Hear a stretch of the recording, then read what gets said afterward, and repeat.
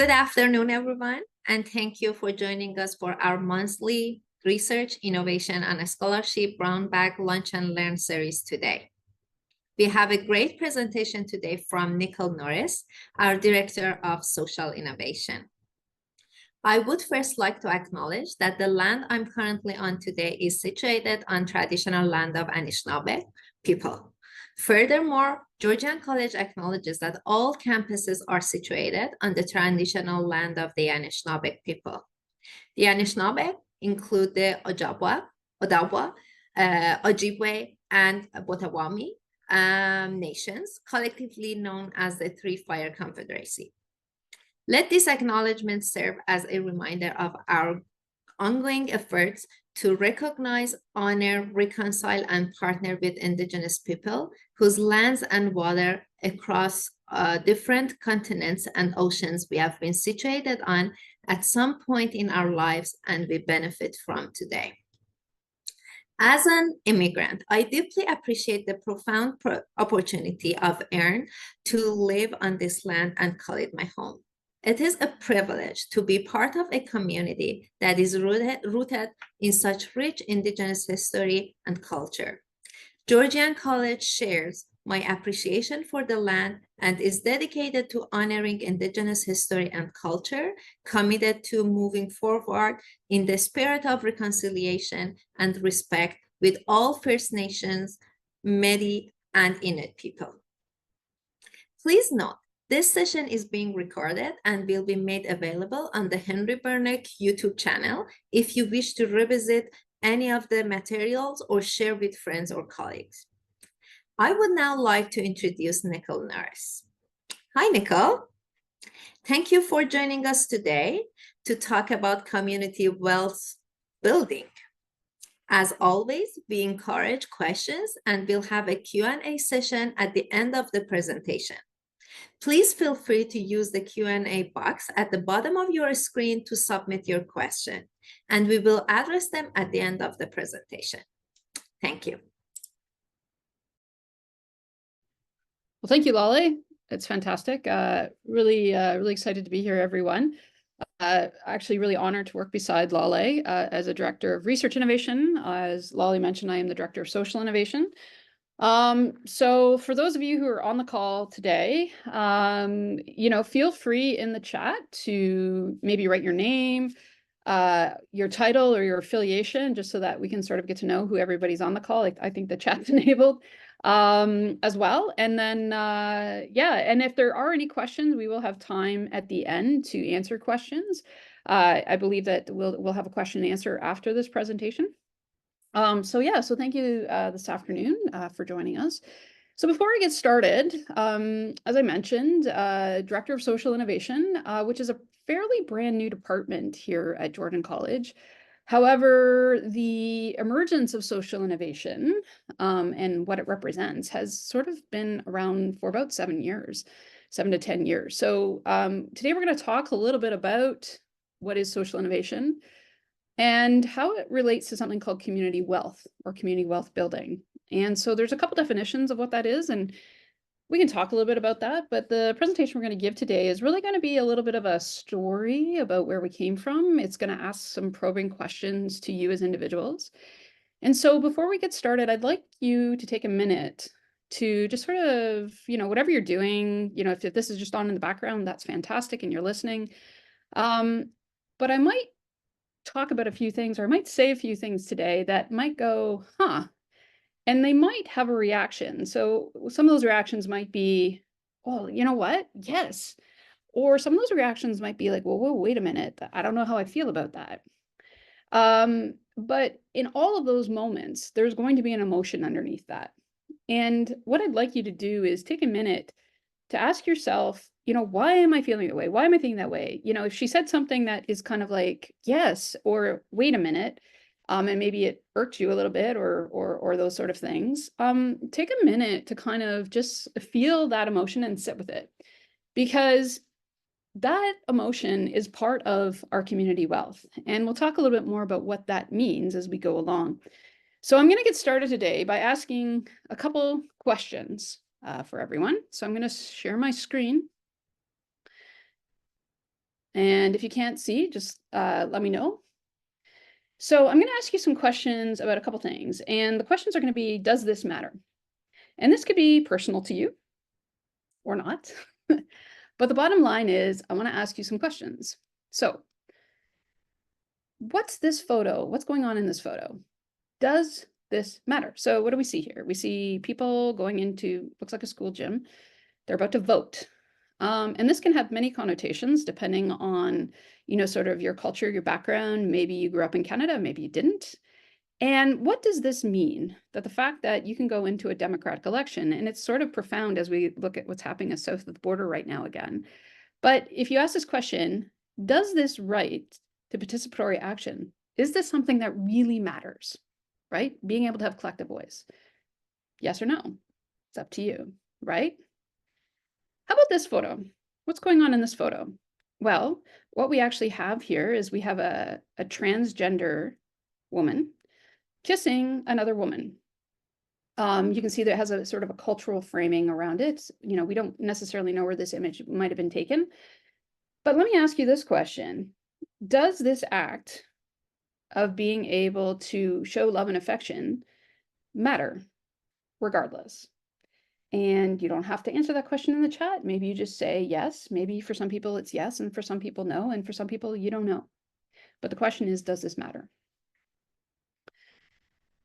How about this? So what is here?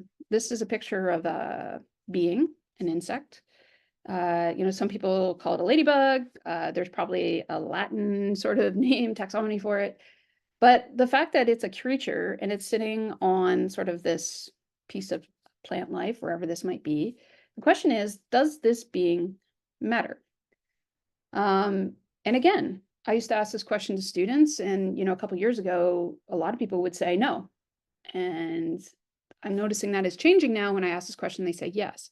And if we are aware of the role that insects play in our ecology and our food chain, we do realize that if we don't have them, we actually don't have a food chain. And some of you may know that we're sort of bordering on this sort of sixth mass extinction, and it's affecting insects. So this ability to sort of understand our interconnection between the planet and creatures like this are critically important. So does this matter? I don't know. How about in this photo?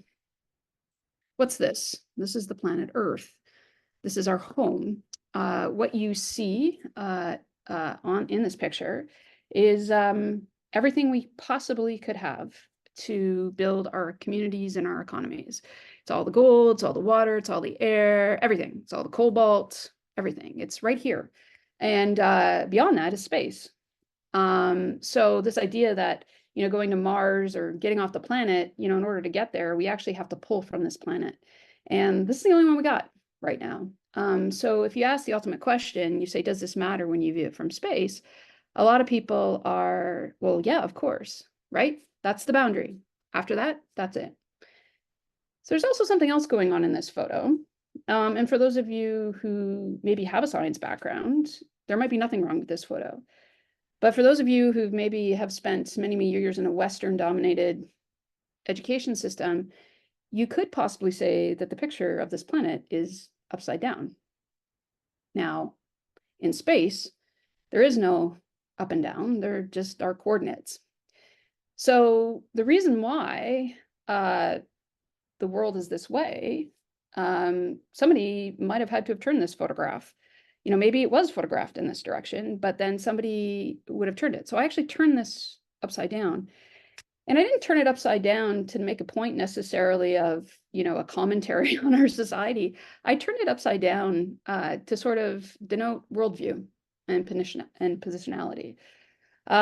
So in a lot of contexts and a lot of disciplines, the way that we present, obviously north is the top and south is the bottom, but viewing this from space, there is no north and south. There's just kind of these coordinates. And so my question always became, when we looked at that, like, what if someone photographed it from this perspective? What did we have to do to alter it? So when I asked this question of, does the object matter? Yes, and the planet, sort of Gaia and Mother Earth, but also how we present the planet and how we present that looks. That also matters. And so these are some questions that, starting this conversation around community wealth, these are conversations that we have to have because they start to solicit fundamental value set and fundamental principles. They also signify that sometimes our choices we make are both social, but they're also political. And they're both, and sometimes politics is, well, often politics is linked to a lot of things, particularly economies. So when we're getting into these conversations, it's really important to really sort of step back and say, you know, does this matter and why? And who decided it mattered? That's the other question that we talk a lot about.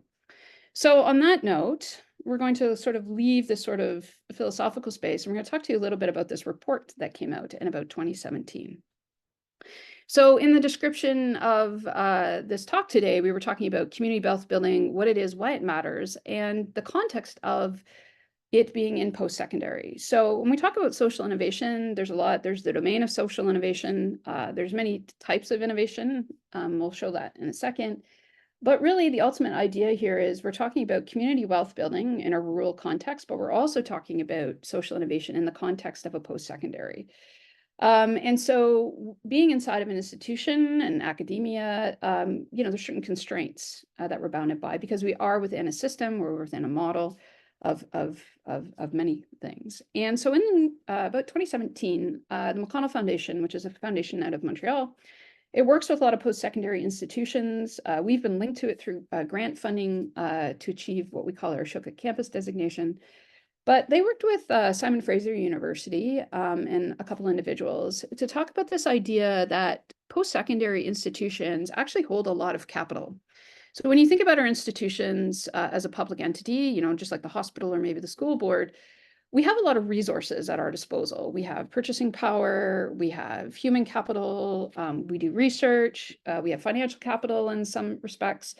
We're educating, so we have knowledge capital. And so this idea that, you know, reevaluating the boundary by which post-secondaries go out into the communities, we have a social imperative as a part of the community member to build infrastructure, particularly in communities like our rural communities like we are in Barrie. Most of our campuses are situated, for those of you know, Owen Sound, Muskoka, Orangeville. We have quite a large geographic footprint and it's predominantly rural.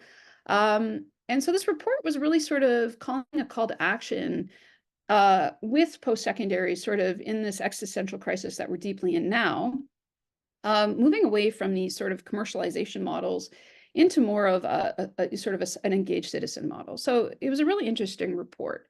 And from the context that we sit with social innovation, to me, it was a call to action about, you're right, what are we doing as post-secondary to really build community wealth with the capitals that we have? So a little bit about us then. So here comes social innovation, you know, after this report, a couple of years later.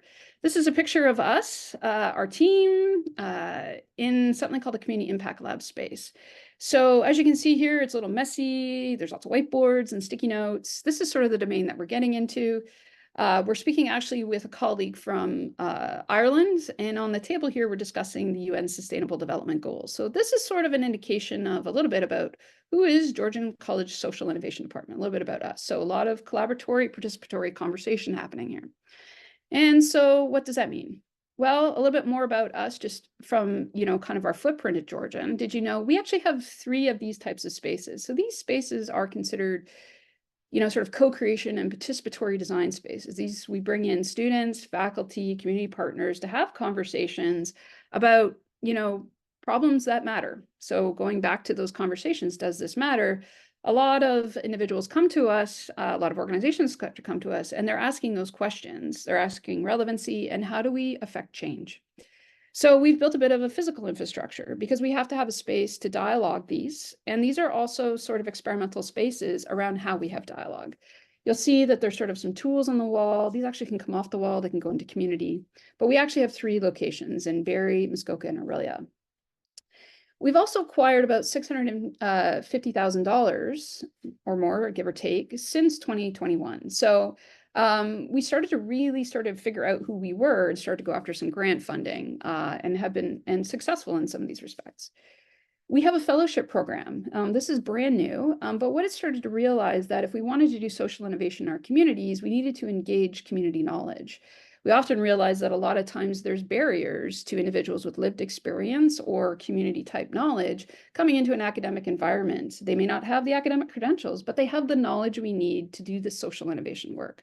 So as a post-secondary institution, we're trying to find ways to bring those individuals in. And a lot of times those individuals are in consultancy roles, but sort of recognizing that there's an element of research that needs to happen. So how are we sort of, allowing and supporting and catalyzing community innovation and recognizing and elevating it? The other idea is we're starting to build some social collaborations in Scandinavian countries.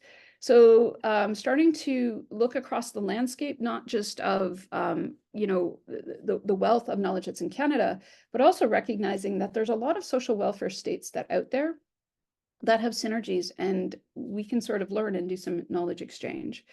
And the other thing too is we run actually two distinct program areas. We have something called Change the Now, which is a sort of a social justice movement, which works with students to affect the change they want to see and sort of teach them change maker skills and mindsets. And we have the Community Impact Lab Network, which is actually a community-based participatory research agenda where we're working at the systems level for systems change. So having conversations about policy and business models and this sort of thing. And the great thing about that is we bring all that along with our expertise under research and innovation and entrepreneurship at Georgian College. So we were actually wonderfully moved under this area about a year ago. So we haven't even sort of been here a year, sort of under a new sort of vision with Georgian, building deep community relationships around innovation. And so we join our sister centers of the Henry Bernick Entrepreneurship Center, Research and Innovation, and Social Innovation, with the goal of becoming the socioeconomic drivers of the region. So looking at that, we're realizing that, post-secondary institutions are quickly becoming innovation hubs. And there's a lot of different types of innovation. And when we ask the question of who owns the definition of innovation, well, we start to get into sort of these conversations. So when you think about, if I say innovation, what immediately goes to mind? Do you go to robots and technology? Do you go to community innovation? Do you go to policy? And this idea that innovation has different approaches and different ways of actualizing itself, depending on the domain it's in. So here's a really great example of overlaying some of the innovation that we do to build and work with community, industry partners, individuals, students, faculty. And this sort of overlays how we work with each of our academic areas, how it's a bit of a spectrum and we sort of merge together, but also at the same time, the types of innovations that we are going to pull out, depending on the center and the lens that we're working from. So you can see with social innovation, you're looking at policy, community systems, that kind of works with the Burdick Center with entrepreneurship, but then it also glides into research and innovation, and we're getting into some of the technology space. So there really is this blending. And I'm really excited about this because it really means that the journey of where we can go with this in community and how different organizations, different system levels can actually come into Georgian in different ways, depending on their lens. So finally, just to give you a little story, this isn't new at Georgian, I mentioned. We've actually been through a little bit of an iterative journey about what social innovation means.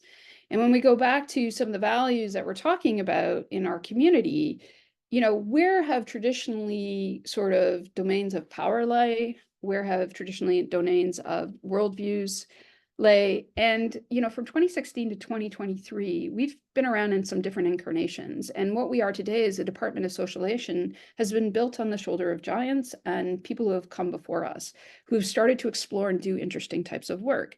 And in all that, we've been a large part of helping to drive Georgian's Changemaker Campus designation. We're the only college in Canada that has it. And you can see that in 2017, we received it. And then we were just renewed again in 2023. And throughout that, you can see different evolutions. For those of you who may have interacted with our community impact projects field placement, which was at Aurelia for a long time, that evolved into sort of Change the Now, that sort of movement building framework. We had this SENCO, which is the Social Enterprise Network of Central Ontario. It sort of started to explore this idea of social enterprise and social procurement. And sort of as that has evolved and changed, you can see that that has sort of morphed and ebbed and flowed in different ways. And also, too, we've been under different names. We've been the Center for Social Entrepreneurship, We've been the Center for Social Innovation and Changemaking, and now the Department of Social Innovation. And as we've gone through this, we've really looked to really define what social innovation means at Georgian. And so those of you who are academics on the line, I threw this in to sort of give you an academic discipline. It sort of gives you an idea of where we're coming from. But ultimately, social innovation is about changing the relationships to objects in our ecosystem. So what's our relationship to, the biosphere? What's our relationship to community, to transportation systems, and changing our relationship to that? And so what it's doing is it's shifting it to a well-being and a prosperity perspective. And that is at many different levels. But ultimately, at the end of the day, I believe that social innovation, as we sort of move through and change our ability to have relationships and implement new types of things, new types of policies, business models, what we're really doing is we're allowing community to unlock their wealth. And the best way to describe that is in a framework called the Community Capitals Framework. And it's this idea that communities have a lot of capital. And what I mean by capital is it's not a resource per se. It's a capital is something that we invest in and we regenerate. And it's a different concept than sort of a take that resource and then throw it away. So if I consider, like if we think in an organization, if I consider a human capital, human capital has many dimensions. It's about investing in our people and regenerating them from a holistic perspective. And the ability to work with these capitals and unlock them, depending on how we're structured in terms of power dynamics, who has access to what, when, and where, determines how wealth is built. And so when you can see the aspects, all the sort of aspects, and of course, underneath one of these capitals, there's different aspects to what that means. Community safety comes into that, actual fundamental funding and wealth, sort of water resources, culture, all those sort of things, they all get unlocked. And when we consider rural socioeconomic sustainment and how complex that can be, when we start to unlock the social capital and the ability for our communities to reorganize themselves and create community innovation using these capitals, that's when things really start to get exciting. And it's a way that we can really start to build sustainability in new and vibrant ways. So on that note, that sort of gives you sort of a long sort of duration of this idea of, sort of social innovation inside of a post-secondary, how we work with our academic areas, and then historically the story of where social innovation has come to at Georgian, and then the role of social innovation and working with community to sort of reorganize and re-unlock these capitals, or sort of unlock these capitals in new ways. And this is a systems approach as much as it is, sort of a community and grassroots approach. So there's not just one way that we do that, but we have to recognize that we have to sort of allow participatory decision-making sometimes around these capitals. But we need to do that with knowledge, and we need to do that with information, and we need to have an understanding about where we're at. So I'm going to share a couple of case studies with you over the years. And this is where we started to really go back to start to play with, how do we lock or unlock wealth and community with sort of this capitals framework. And so we started to play with this idea back in about 2019. So this is before the pandemic. And some of you were at this event. Oh, sorry, I've got these really crazy emojis, if you can see. So like if I do this, I can get fireworks. Some people are like, how do you do that? I don't know.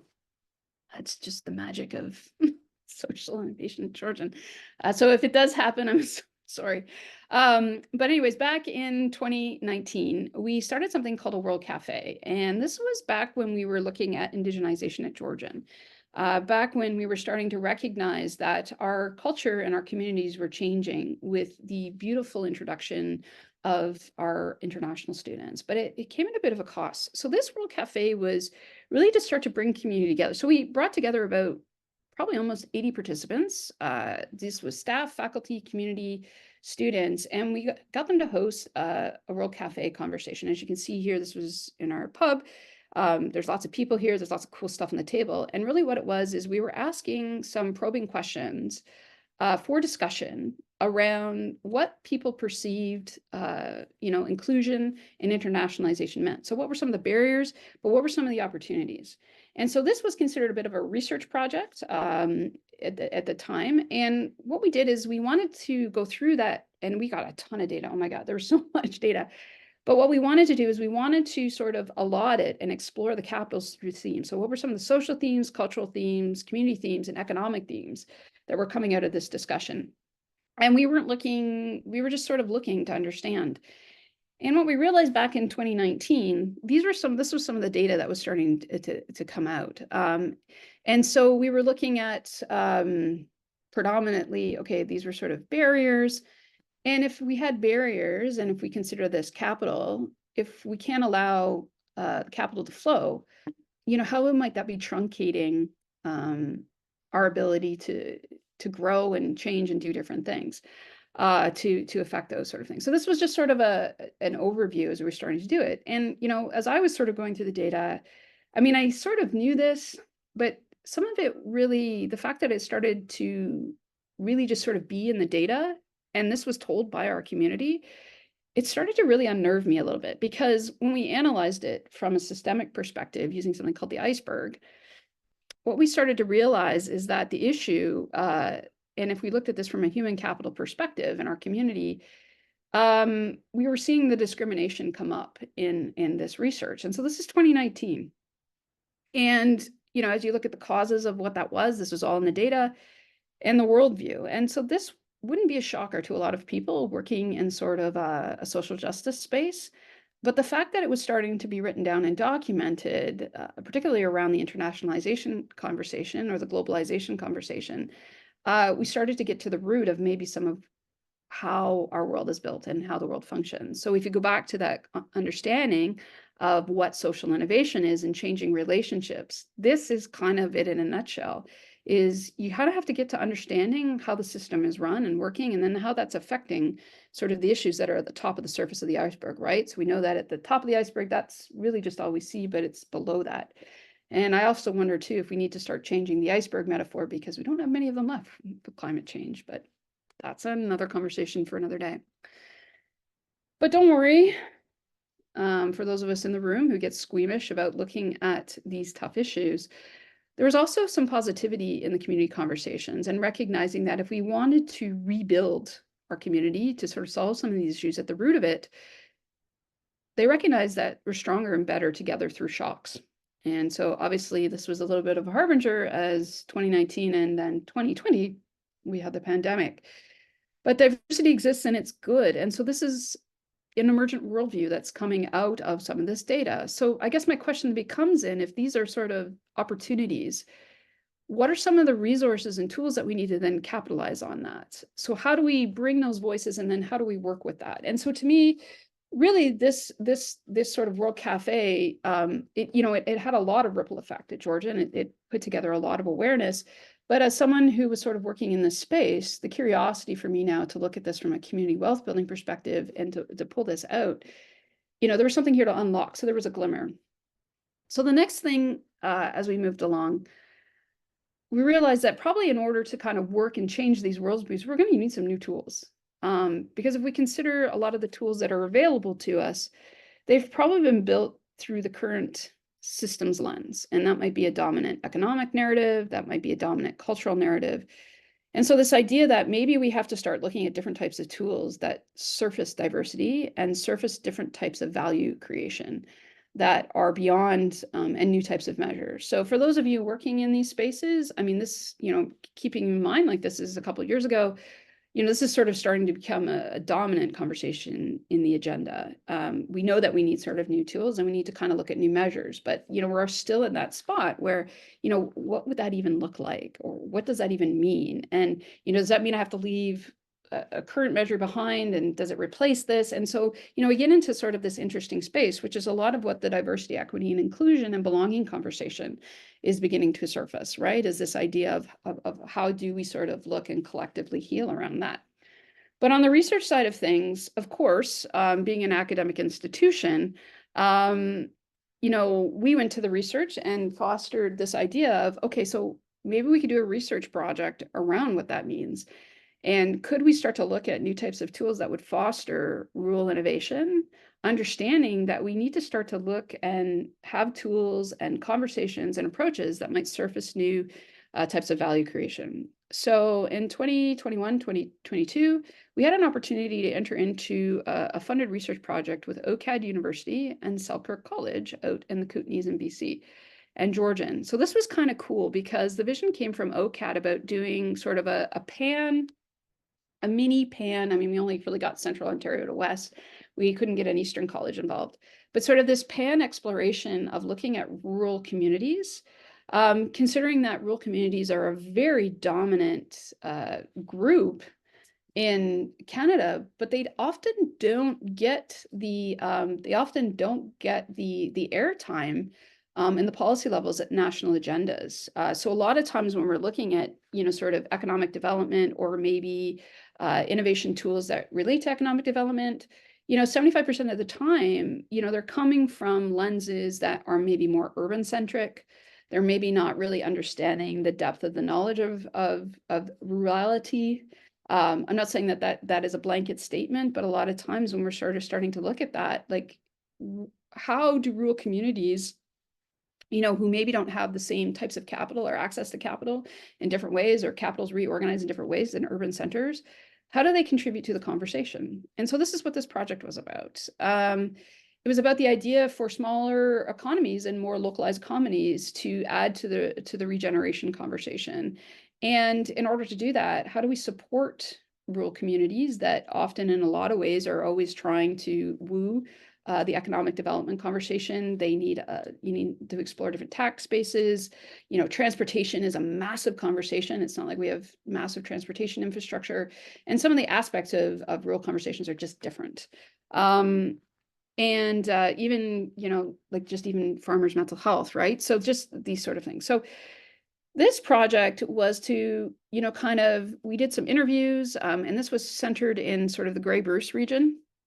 And so we did some interviews, and then we did some workshops, and then we developed some co-design tools or participatory community conversation tools. And so this was the first draft of this. And what this was looking at what we would call, you would call it stakeholders, but we would call them actors in the community, and how are actor relationships aligned to access community capitals. And so the community capitals we're talking about is actually, rural regions have very strong social capital, and in some ways a very certain type of cultural capital. And they have different types of actors in community and industry, but they're also very siloed. And so the way that you're unleashing innovation in community is you're really sort of reorganizing the relational capital to the social piece, to social and human capital. And so this tool was designed to explore the types of relationships that actors had in sort of the ability to affect policy versus not affect policy, the ability to access money or not access money, and the ability to develop knowledge and then apply knowledge. And what we did is we sort of mapped them depending on the system that they're in. So were they individuals? Were they community groups? Were they businesses? Were they government? And then the other piece that we added to this was, were they the environment? And what was really interesting about this, and as you can see these sticky notes here, was what we were doing is we were trying to find new types of innovation clusters. So what you would do is you would take these sticky notes of these actors, and it was a bit of an exercise, and say, I need an actor whose industry, maybe environment, and maybe local grassroots organization. And if I put them together and they were to tackle an issue like, say, homelessness, what would be the capital that they would bring to the table from the community capitals framework, and how might they together unlock it in new and different ways? So here's an example of that. So that was the tool that we built out of that research project, but actually here's the tool now iterated through the research. And actually this was a workshop that we did in December of this year with the YMCA, looking at community wealth and belonging. And so the Y has been instrumental in sort of starting to work with some of these new tools in new ways. And this is a group of individuals from sort of some different areas playing with this tool and finding innovation clusters around how might we look at the future of community belonging if we were start to reorganize sort of actors in our ecosystem or actors in our community, and if they were to work together, and what types of power would they bring to the table, what types of influence, and different things like that. So really, really interesting ways. So we're just in the middle of analyzing that data and looking forward to releasing that report. But this was sort of our first exploration of how do we get the community to look differently. And so this workshop has been really well received, because what it does is it's really opening up our eyes to who has what and how do we unlock that in our community. And so these are some of the tools that we're starting to look at to do the social innovation work we're doing. So finally, the third story I'll tell you about is, so we've looked at, how do we even start to work and explore how we might work with community capitals and how can they play? Then, how do we surface tools? And then how do then, if we, sort of take that data that we're learning about, we're giving you new tools to work with to reorganize these capitals, to release sort of wealth in different ways, then what are the new models? How do we get the community then to take all this data and then play with it in such a way so that they can build new types of models? Could they build new types of social enterprise? Could they build participatory policy? And so what we're trying to do now is we have something called community impact labs. So this was something that we were very lucky to get funding for back in 2021, thanks to the Suncor Energy Foundation. And what it did is propose the ability to build a pilot to create what we call these living labs.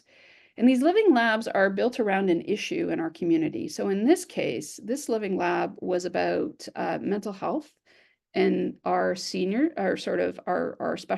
adult population. So our elderly, and in the pandemic, how socially isolated they were because of the barrier to accessing services and connections online.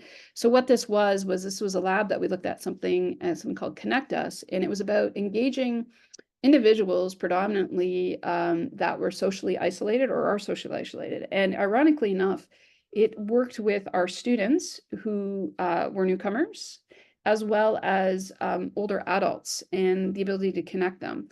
So this was an interesting lab. It was sort of supported by the Central Ontario Health Team, but it had a lot of actors involved, everything from the Alzheimer's Society to Catholic Family Services. And really what the takeaway of this lab was, is we were trying to explore ways to build programming or ways to sort of, take the burden off of healthcare providers to be the IT individuals, or the caregivers to be IT individuals with older adults. And so the takeaways of this, I think, were much more important, because what I started to realize was, there was a massive burden on the healthcare providers to make individuals healthy, but also to recognize the technical component was huge. And this was not a healthcare solution. This was actually a community solution that needed to happen. And as we were sort of, building a program around it, and working with a lot of the actors or the partners that were on this lab, what it started to surface again is it started to surface more capitals. Through the process, we uncovered many community assets and knowledge that was not previously identified until we understood what we were looking for. Actors had to see the concept in action and say, who does that well? And I think this is pretty pervasive when we start to think about navigating systems, and sometimes, particularly in the social sector, some of the silos that happen. And we see it even too inside of Georgian, is this idea of siloing. And so people get working in sort of their area and not realizing that they're not cross-pollinating. That's not a function of anything other than, a lot of times people are just, they have to deal with the crisis at hand. And particularly when you're thinking about community or social services, the tension between, sort of saving someone's life literally in a cold snap, and then doing strategic planning on, what does the future of, older adult populations and digital literacy look like, are not working together. And so the idea of this one with these tools is, can we start to unlock the capitals of the uncommon actors, that we call it?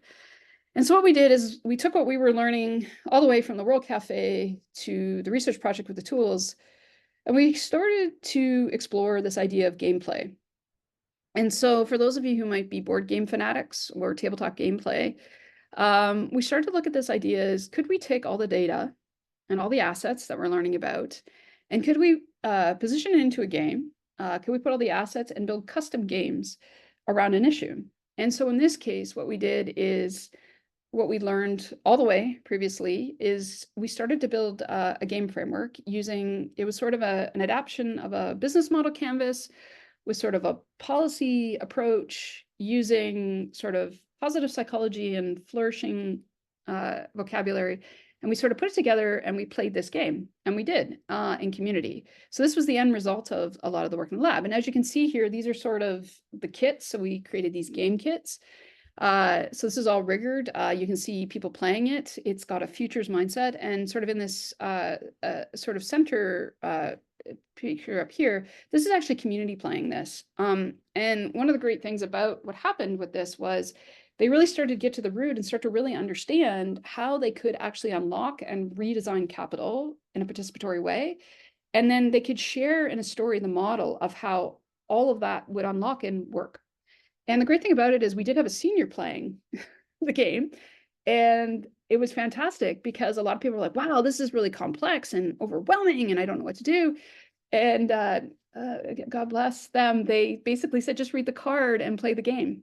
And so what was really interesting about it was, it started to enter in a whole new area that we're starting to look at is the cognitive overload, but also the capacity for our community to blend together ideas and objects in new ways. So while we've gone from, at social innovation at Georgian and the ability to sort of build community wealth, to build new types of models like social enterprise or social procurement or new types of policy, what we're realizing the road to that is going to need new types of tools, new types of capacity building. It's going to need new types of ways of looking at the world, and it's going to need a lot of different perspectives pulled together. And so our ability to sort of do that as we look at social innovation in Georgian and as we move forward, our goal is to find new ways like gameplay, like new ways that we can have low risk opportunities to basically build a rurally connected social innovation ecosystem. And so this over the next few years, and really truly to unlock that community capital to, find new solutions to housing, to newcomer settlement, to workforce development, to all those things that drive economic agendas, we're going to really need to work together. And so one of those commitments that we're trying to make here at Georgian, as we think about what is community wealth and why does it matter, and you think back to those initial slides, is it really is about giving some of the tools to community, having them understand how those tools can be connected and work with them in new ways that are more iterative. And that they can have conversations with policymakers and decision makers, and we can come to an agreement about what it is that the community needs from, a safe space, a trauma-informed space, but also in a space where we're collectively learning how to work together and move forward. So on that note, that was probably a lot to go through in the last few minutes, but happy to now answer some questions. And again, thank you so much for your time and your energy and listening to this, whether you were paying attention to the slides or listening in the background. Really appreciate your time today. Thank you. Thank you so much, Nicole, for the great presentation. We will now open the floor up to questions from our audience. Lauren, would you like to share the first question? Yes, that would be wonderful. The first question we have is with regards to one of the earlier slides on Sweden and Denmark. Can you speak a little bit to what learning we're getting out of those countries? Yeah, absolutely. That's a great question. So one of the reasons why we wanted to sort of work with those two regions of the world is participatory design and participatory decision making. They have really sort of, there's a lot of thought and rigor to that. And a lot of the things that we were sharing with them about some of the things where we want to go with our lab work, they're like, yeah, we did that 5 years ago. And we're like, great.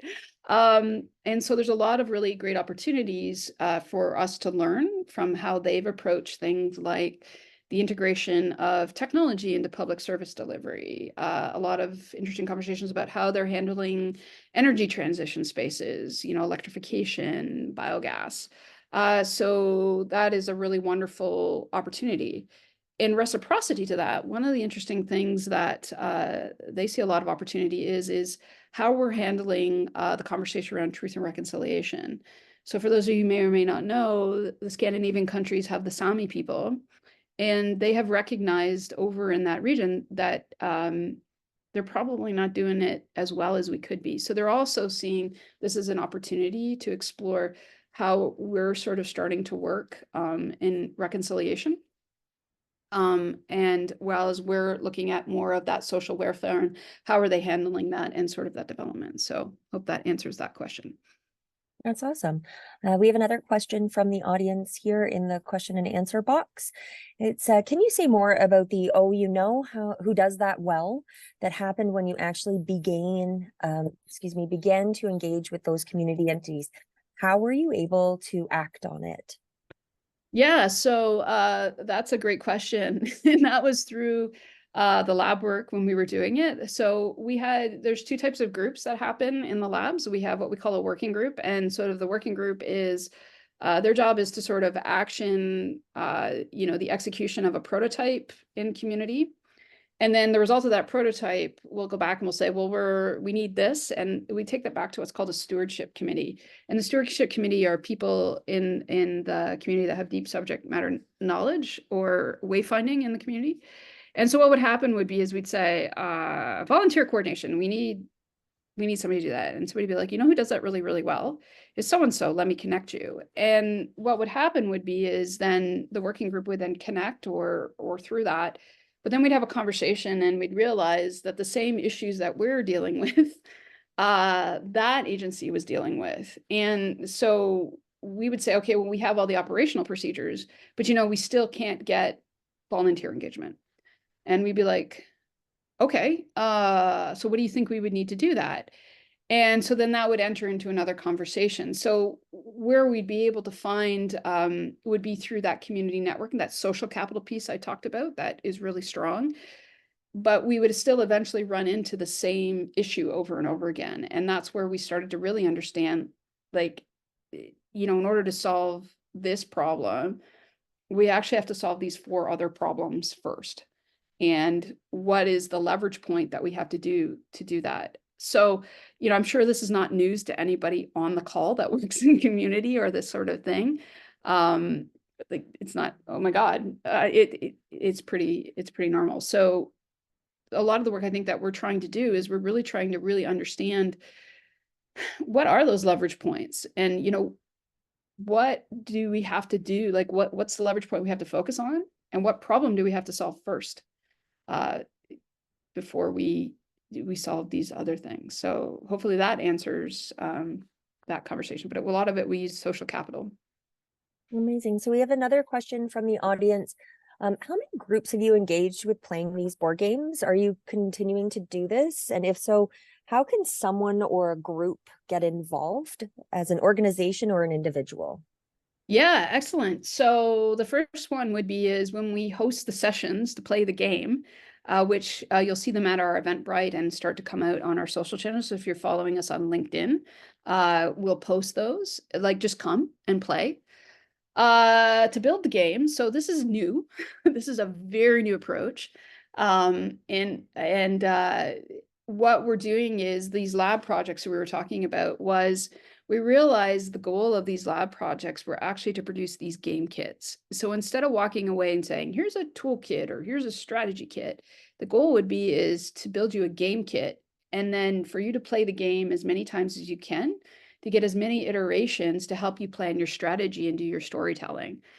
So to get involved, my recommendation is when we have the gameplay days with the research, so is to come to any of our workshops.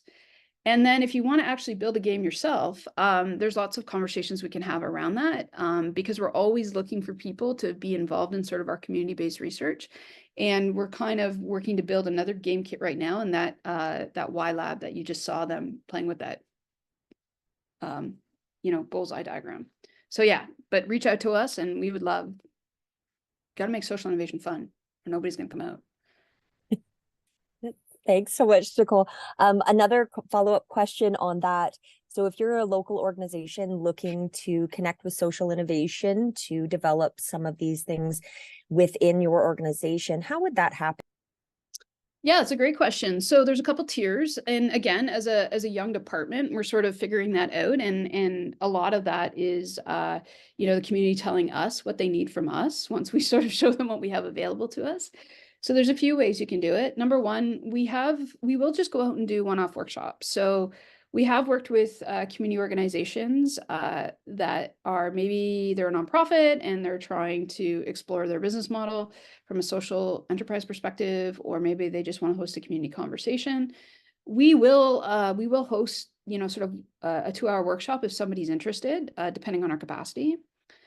The other thing, those social innovation fellows that I talked to you a lot about, as we sort of grow that program, they're available if you needed to work with them or hire them to have these conversations. The other opportunity is if there is something that is, you need to kind of an issue that you want to collaborate or build a coalition around, we can form what we call a lab to do that work. And that sort of, a lab is a sort of a longer community-based participatory research project. So if we have enough partners together and we can pull the funding together, we'll actually build a big project. And then third, our Change the Now program that I didn't talk a lot about, but our Change the Now program, which is a movement building framework for students, we're always looking for community organizations that would like to participate in student learning with a project and sort of reap the rewards of what the students come up with.